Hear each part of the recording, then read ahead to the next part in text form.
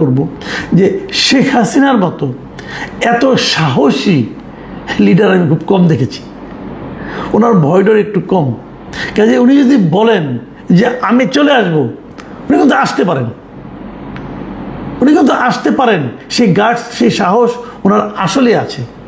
তো উনি যদি চলে আসেন, ধরা যাক আমরা এটা 1/11 সময় দেখেছি, বিভিন্ন ঘটনার প্রেক্ষিতে ওনাকে বলা হয়েছিল আপনি যায়েন না, উনি কিন্তু চলে আসছেন। আমেরিকা থেকে বাংলাদেশে ওনাকে আসতে না করা হয়েছিল, উনি বলছেন না আমি অ্যারেস্ট হবো, তাও যাবো। এই সাহসটা ওনার কিন্তু আছে। তো যদি ধরা যাক হাইপোথেটিক্যালি যে উনি চলে এলেন, এয়ারপোর্টে পুলিশটাকে অভ্যর্থনা করলো, পুলিশটাকে নিয়ে জেলে ঢুকালো, তারপর কি হবে? এইটা কিন্তু আবার আমাদের এখানে দেশে যারা আওয়ামী লীগের লিডার যারা আছেন তাদের মধ্যে কিন্তু একটা প্রবল একটা শক্তি যোগাবে, উদ্দীপনা যোগাবে। তো সেই অবস্থাটা কি দেশের জন্য ভালো হবে?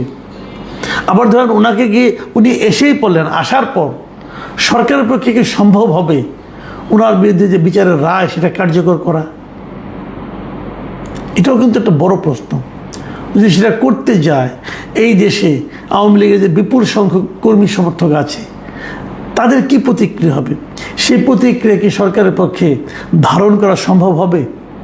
এগুলো নানা ধরনের ইকুয়েশন কিন্তু আছে। যদিও আমি দেখলাম সরকারের অনেকে বলছেন যে শেখ হাসিনা যে আসার কথা বলেছেন এটা রাজনৈতিক স্ট্যান্ডবাজি একটা, এটার আসলে কোনো ভিত্তি নেই, এমনি একটি চমক সৃষ্টি করার জন্য হচ্ছে। হতে পারে, আবার নাও হতে পারে।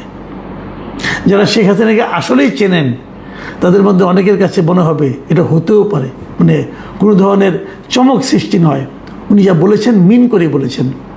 আমি জানি না কোনটা কি শেষ পর্যন্ত কী হবে, কিন্তু আমি এটা অন্তত বলতে পারি যে এই ঘটনাকে কেন্দ্র করে, ওনারে আসতে চাওয়ার কথাকে কেন্দ্র করে এই দেশের রাজনীতিতে হয়তোবা নতুন করে একটু নাড়াচড়া শুরু হবে।